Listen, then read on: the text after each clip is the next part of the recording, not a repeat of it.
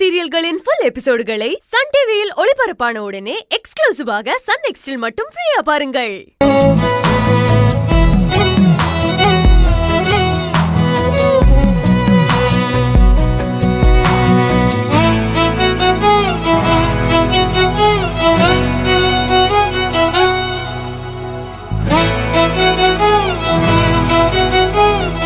இங்க நல்லா இருக்குல்ல? ஆமாங்க, ரொம்ப ரொம்ப நல்லா இருக்கு. மனசுக்கு அவ்வளோ இதமா இருக்கு. ஏன்னு தெரியல, எனக்கு மொட்டை மாடினா அவ்வளோ பிடிக்கும். மனசுக்குள்ள ஒரு சஞ்சலம் வந்துச்சுன்னா நேரா மொட்டை மாடிக்கு போய் நின்னுடுவேன். இந்த ஊர் மனுஷங்க, மரம், செடி, கொடி இதெல்லாம் பார்க்கும்போது என்னமோ ஒரு தெம்பு. இந்த உலகத்துல நம்ம தனியா இல்ல, இங்க இருக்கிற ஒவ்வொருத்தருக்கும் 1000 பிரச்சனை இருக்கு. எல்லார் மனசுக்குள்ளேயும் ஏதோ ஒரு சொல்ல முடியாத சோகமும் கலக்கமும் இருக்கு. இருந்தாலும் ஓடிக்கிட்டே இருக்காங்க. இந்த உலகத்துல நம்ம தனியா இல்ல, நம்மள மாதிரி லட்சம் பேரு, கோடி பேரு இருக்காங்கங்கிற யதார்த்தம் மனசுக்குள்ள வரைக்கும் போது அது வரைக்கும் இருந்த அழுத்தம்லாம் பறந்து போய் படப்படன்னு அடுத்த வேலைய பார்க்க ஆரம்பிச்சிருவேன். எங்க வீட்டு மொட்டை மாடி எனக்கு என்ன ஃபீல் கொடுத்துச்சோ அதே ஃபீல் இந்த மொட்டை மாடிலையும் எனக்கு வருது. எனக்கு இந்த இடம் ரொம்ப பிடிச்சிருக்குங்க. எனக்கும் எங்க வீட்டு மொட்டை மாடி ரொம்ப பிடிக்குங்க. ஆனா நீங்க ஃபீல் பண்ற அளவுக்குலாம் எனக்கு வார்த்தையால சொல்ல தெரியல, அவ்வளவுதான்.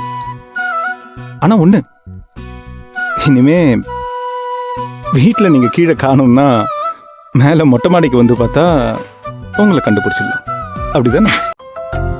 ஆனா எங்க வீட்டு மொட்டை மாடியில நான் தனியா நிப்பேன்.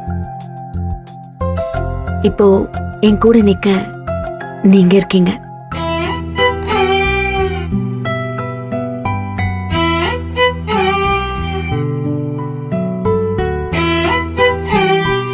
திடீர்னு எல்லாமே நடந்துருச்சுல்ல.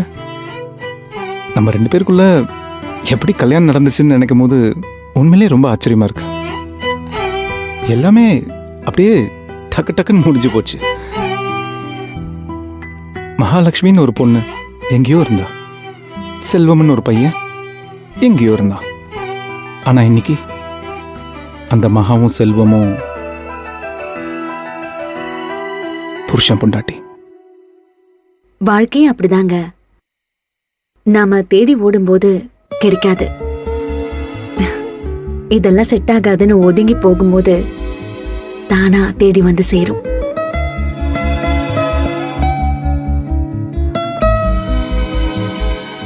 நீங்க எனக்கு கிடைச்ச மாதிரி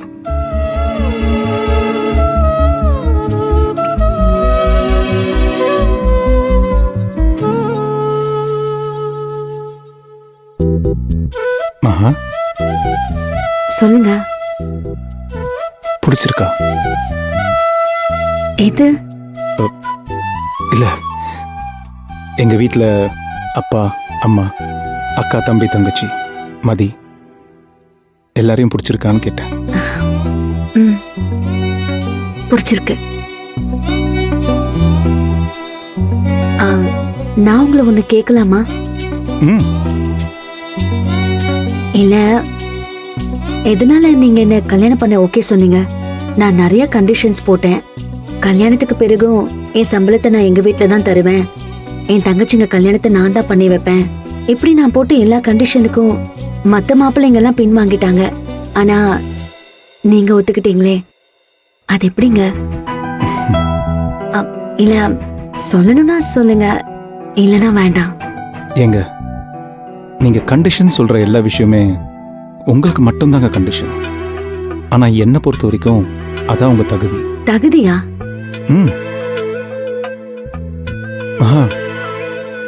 இது வரைக்கும் நான் கல்யாணத்தை பத்தியும் எனக்கு வரப்போற மனைவி அப்படி இருக்கணும் இப்படி இருக்கணுங்கிறத பத்திலாம் நான் யோசிச்சு பார்த்ததில்ல. ஆனா உங்களை பார்த்த அந்த நிமிஷம்தான், இவளுக்காக தான் நான் வாழ்க்கையில் எத்தனை வருஷமா காத்துட்டு இருந்தேன் அப்படின்னு எனக்குள்ள தோணுச்சு. நீங்க கண்டிஷன் சொன்னதெல்லாம் எதனால் தெரியுமா நான் தகுதின்னு சொன்னேன்.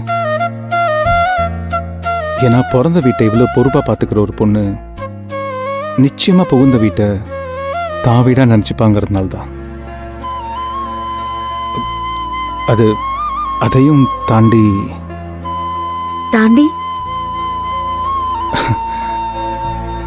அதையும் தாண்டி உங்களை பார்த்த அடுத்த செகண்டு மனசுக்குள்ள ஏதோ ஒரு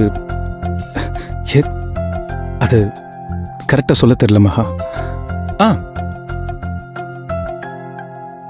உனக்காக பிறந்த பொண்ணு இவதாண்டான்னு என் மனசுக்குள்ள சொல்லுச்சு.